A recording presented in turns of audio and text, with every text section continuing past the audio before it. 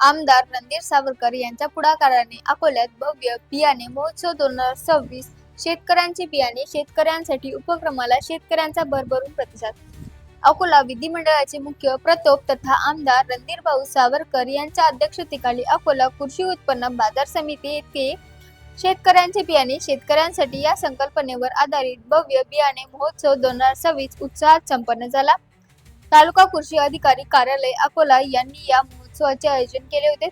आमदार रणधीर सावरकर यांची शेतकऱ्यांना साथ. उद्घाटन प्रसंगी बोलताना आमदार रणधीर सावरकर म्हणाले, बियाणे हा शेतीचा आत्मा आहे. शेतकऱ्यांना योग्य दरात योग्य वेळी गुणवत्तापूर्ण बियाणे मिळाले तरच उत्पादन वाढेल आणि शेतकरी समृद्ध होईल. बोगस बियाणामुळे शेतकऱ्यांचे होणारे नुकसान थांबवण्यासाठी असा महोत्सव गरजेचा आहे.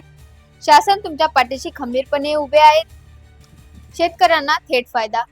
प्रमाणित बियाणे एकाच छताखाली सोयाबीन, कापूस, तूर, मूग, ज्वारी यांसह विविध पिकांची नवीन व सुधारित वाणांची बियाणे उपलब्ध.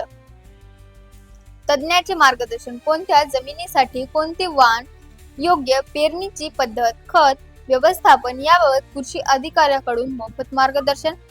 फसवणुकीला आळा. शासकीय यंत्रणेमार्फत तपासलेले प्रमाणित बियाणे मिळाल्याने बोगस बियाणांपासून शेतकऱ्यांची सुटका. सबसिडीची माहिती. विविध योजनांतर्गत बियाणांवरील अनुदानाची माहिती थेट शेतकऱ्यांपर्यंत.